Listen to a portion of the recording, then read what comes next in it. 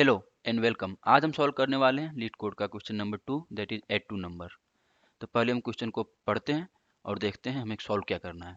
Okay, so you are given two non empty linked list representing two non negative integer. The digits are stored in reverse order and each of their nodes contains a single digit. Add the two numbers and return the sum as a linked list. Okay, तो हमें दो link list दिए हुए हैं। हम example भी देख सकते हैं, L1 एंड L2। यहाँ पर भी देखिए L1 एंड L2 दो लिंक लिस्ट दिए हुए हैं और ये रिप्रेजेंट कर रहे हैं एक नंबर को, वो भी नॉन नेगेटिव इंटीजर। ओके, तो दैट मीन्स पॉजिटिव इंटीजर। और ये जो नंबर हैं वो रिवर्स ऑर्डर में दिए हुए हैं और हमें इन्हें ऐड करना है और हमें जो भी रिजल्ट आएगा वो एज ए लिंक लिस्ट हमें रिटर्न करना है। तो एग्जाम्पल में देख सकते हैं test case 1, if we'll add 2 plus 5 it is going to be equal to 7 and 4 plus 6 it is going to be equal to 10 and हमें 0 को यहाँ पे रखना है और 1 को कैरी करना है। ओके, तो 1 को हम कैरी करेंगे और फिर आगे बढ़ेंगे। 3 plus 4 is equal to 8। How 3 plus 4 plus 1, जो 1 हमने कैरी किया हुआ था उसे ऐड करने पर 8 हो जाएगा। ठीक है, तो ये हमें सॉल्व करना है और अंत में रिजल्ट रिटर्न करना है। तो टोटल यहाँ पे 3 टेस्ट केसेस दिए हैं। हम तीनों टेस्ट केसेस को अच्छे से समझते हैं और कोशिश करेंगे कि इसे आसानी से समझा जा सके और सॉल्व किया जा सके। तो इसके लिए हम चलते हैं व्हाइट बोर्ड पे।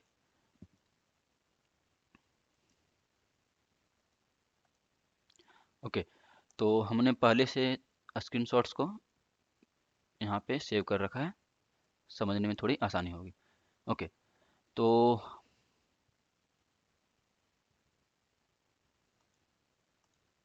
हमारे पास है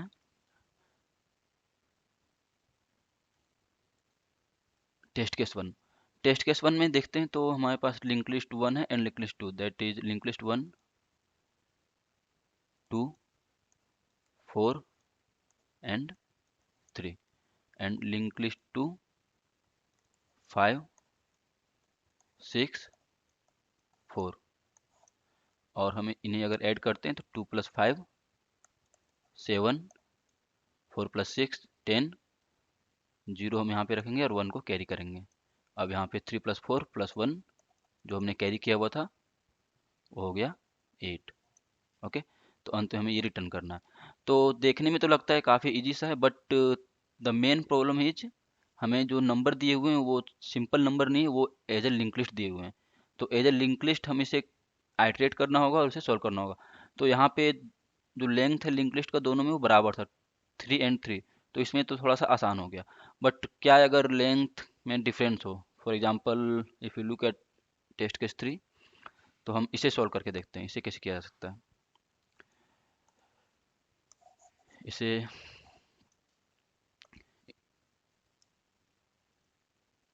इरेज कर लेते हैं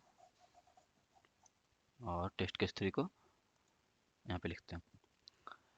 तो 9, टोटल कितने 9 है, 1 2 3 4 5 6 7, 9 9 9 9 9, 1 2 3 4 5 6 एंड 7। और लिंक लिस्ट 2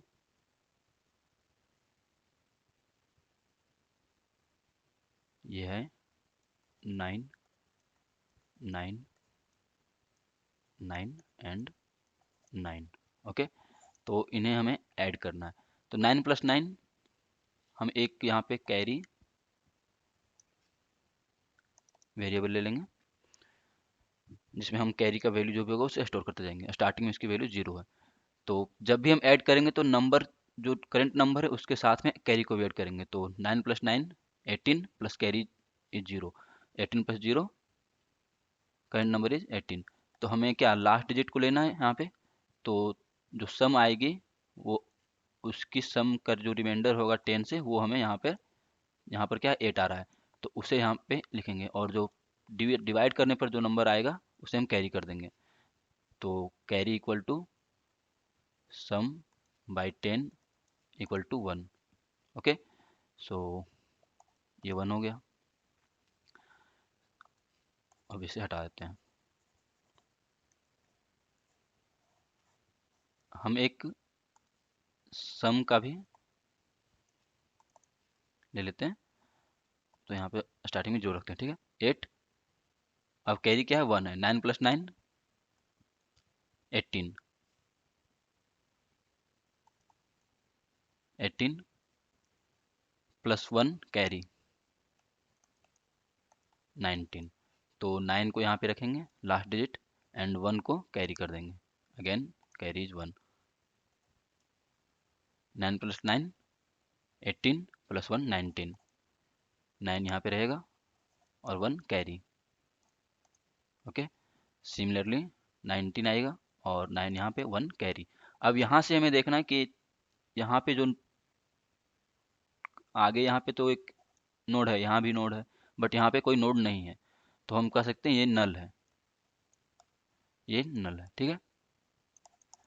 तो हमें यहाँ पे एक टेस्ट कैसे चलानी पड़ेंगे, अगर किसी भी एक लिंक लिस्ट का वैल्यू नल के इक्वल होता है तो वहाँ पे हम 0 को ऐड कर देंगे, उस करंट वैल्यू को 0 से रिप्लेस कर देंगे, ठीक है। तो 9 + 0 + कैरी इज 1 10। अब यहाँ पे हम 0 को रखेंगे, 1 कैरी। सिमिलरली 0 0। अब लास्ट में जो कैरी है वो 1 बचा, सॉरी कैरी है जो वो 1 बचा, तो वो आ जाएगा लास्ट में यहाँ पे।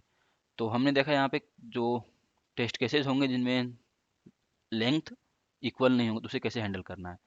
तो उसके लिए हम क्या कर सकते हैं, जब भी हम देखेंगे कि किसी भी एक लिंक लिस्ट का करंट वैल्यू जो है वो नल आ रहा है तो उसे हम 0 से रिप्लेस कर देंगे। ओके,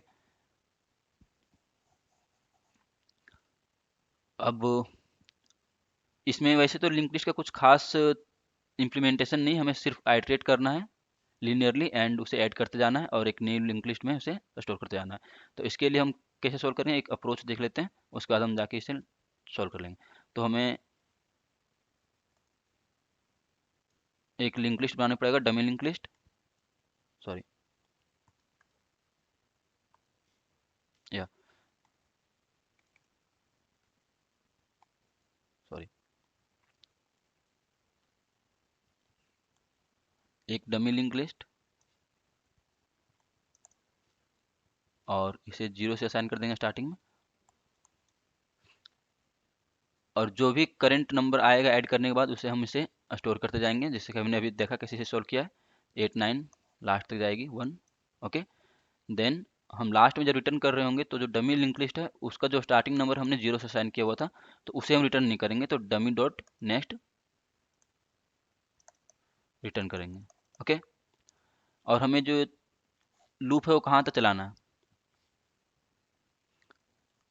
लूप हमें तब तक चलाना है जब तक दोनों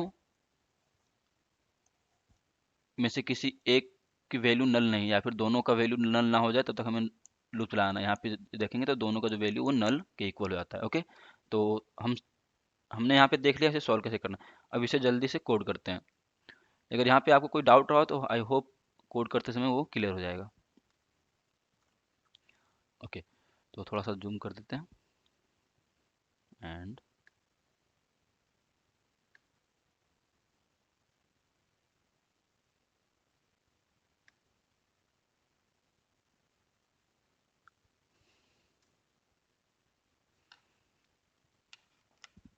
ओके, जैसा हमने डिस्कस किया था हमें एक लिंक लिस्ट की जरूरत पड़ेगी, डमी लिंक लिस्ट, उसे हम रिजल्ट बोल देते हैं और initial value 0 and one more link list will need is temp equal to result. Okay, तो हम जो भी कैलकुलेशन करेंगे वो टेम्प पे करेंगे और लास्ट में हमें रिजल्ट को रिटर्न करना है। तो हमने यहाँ पे एक जो टेम्पररी वेरिएबल है वो क्यों लिया, सो दैट में हम रिजल्ट को इसमें स्टोर करके रख सकें और स्टार्टिंग इंडेक्स पर वापस आना हमारे लिए पॉसिबल नहीं होगा अगर हम लास्ट में चले जाते हैं, तो इसलिए हमने टेम्प में से पहले स्टोर कर लिया। ओके, तो अब हम एक, जैसा कि हमने देखा था, एक कैरी वेरिएबल ले लिया। अब यहाँ पे हमें चलाना है लूप। तो हमें पता नहीं टोटल कितने टाइम ये लूप चलने वाला है, तो इस केस में सबसे जो बेस्ट लूप होगा वो वाइल लूप होगा। Okay, you you can use for loop if you want, but I will suggest that यहाँ पे आप वाइल लूप यूज करें। Okay, so link list 1 L1 is not equal to null और L2 is not equal to null. हमने discuss किया था ये जो लूप है वो कब तक चलेगा, जब तक लिंक लिस्ट 1 और लिंक लिस्ट 2 दोनों में से कोई एक नल के इक्वल ना हो जाए। ओके,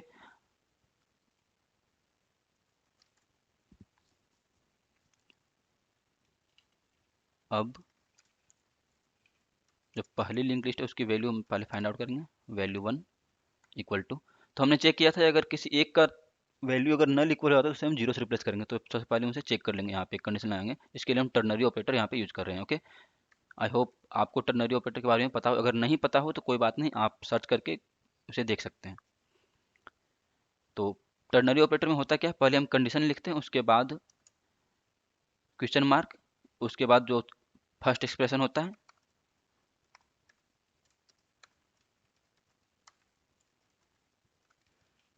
एंड अगर ये कंडीशन ट्रू हुआ तो फर्स्ट एक्सप्रेशन एग्जीक्यूट होगी, अगर फॉल्स होगी तो जो सेकंड एक्सप्रेशन होगी वो एग्जीक्यूट होती है। तो मैंने ये टर्नरी ऑपरेटर का छोटा सा डेमो दे दिया, आप इसे डिटेल में पढ़ सकते हैं, कोई भी आर्टिकल या फिर वीडियो यूट्यूब पे आप देख सकते हैं। ओके, तो ये अगर L1 इज इक्वल टू नल, अगर ये ट्रू आता है तो हमें क्या करना है, वैल्यू 1 को 0 से असाइन कर देना है, otherwise L1 dot value. Okay, similarly for second value will use L1 की जगह पर हम सिर्फ L2 को रिप्लेस कर देंगे और L1 को L2 से। ओके, अब यहाँ पे एक सम हमने जैसा डिस्कस किया था, sum equal to value 1 plus value 2 plus जो भी कैरी वैल्यू होगी करंट में वो उसे ऐड कर देंगे। तो स्टार्टिंग में तो कैरी वैल्यू 0 है तो इससे कोई फर्क नहीं पड़ेगा, लेकिन नेक्स्ट टाइम पे जब भी कैरी वैल्यू चेंज होगी वो यहाँ पे ऐड हो जाएगी। तो अब हमें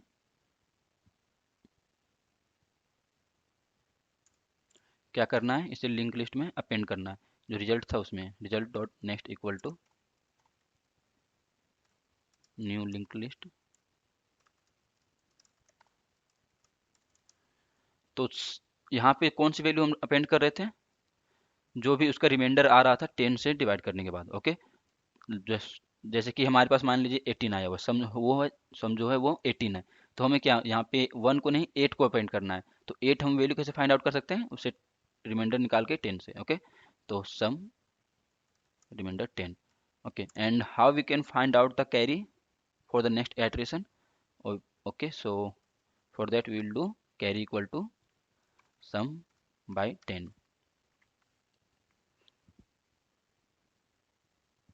और उसके बाद जब ये हो गई तो हमें जो भी करंट लिंक लिस्ट है उसे एक बार नेक्स्ट के लिए कैरी फॉरवर्ड करना पड़ेगा, लिंक लिस्ट को बढ़ाना पड़ेगा आगे। ओके, तो L1 equal to going to equal to, if L1 equal to null then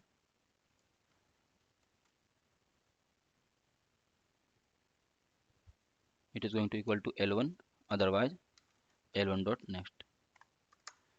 L2 equal to, अगर L2 नल हो जाता है तो हम उसे आगे नहीं बढ़ा सकते, इसलिए उसे हम L2 ही रहने देंगे, जो कि इक्वल टू होगा नल, और L2 डॉट नेक्स्ट अगर ऐसा नहीं हुआ तो। ओके, तो यहाँ पे हमने फाइंड आउट कर दिया, बट हमारे पास एक ऐसा केस आ सकता है कि लास्ट में मान लीजिए हमारे पास सारा कैलकुलेट हो गया, दोनों का जो वैल्यू वो नल के इक्वल हो गया, लेकिन हमारा कैरी अभी भी बचा हुआ है, दैट इज 1। हमने जो थर्ड टेस्ट केस देखा था उसमें देखा था हमने वैसा।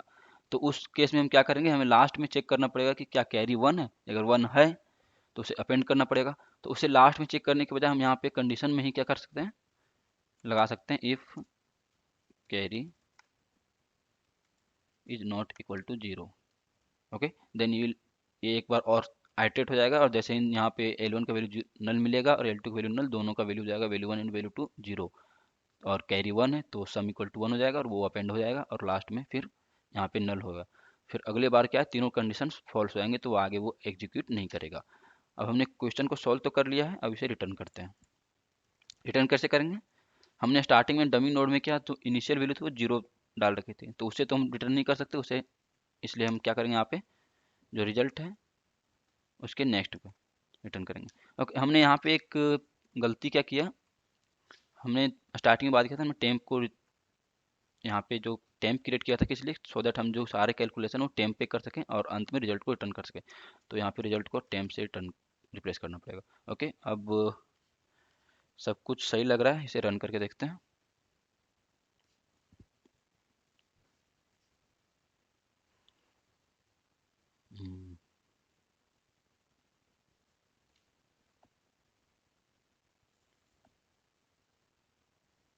ओके ओके, सो यहाँ पे जो कंस्ट्रक्टर है, सॉरी, जो क्लास है वो लिस्ट नोड है और हमने यहाँ पे लिंक लिस्ट कर दिया। तो इसे लिस्ट नोड,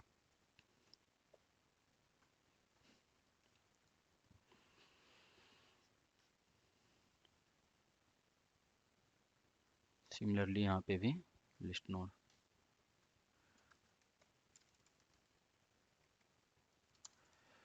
या आई थिंक अब सब कुछ सही है और इसे रन कर जाना चाहिए। Let's see.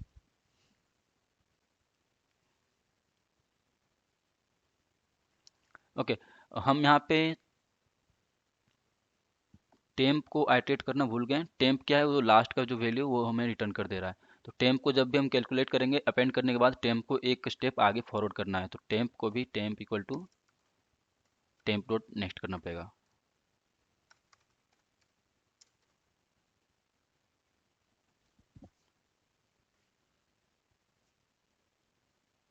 Okay, let's check out all the test cases.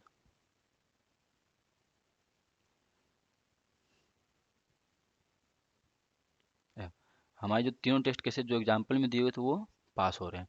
तो आई होप क्वेश्चन एक्सेप्ट हो जाना चाहिए, solution accept, sorry solution accept होना चाहिए। या solution has been accepted. Okay, so I think आपको इस वीडियो से कुछ ना कुछ तो सीखने को मिला ही होगा। अगर सच में कुछ ना कुछ सीखने को मिला तो इस केस में आप चाहें तो वीडियो को लाइक कर सकते हैं, चैनल को सब्सक्राइब कर सकते हैं। मिलते हैं किसी अगली वीडियो में।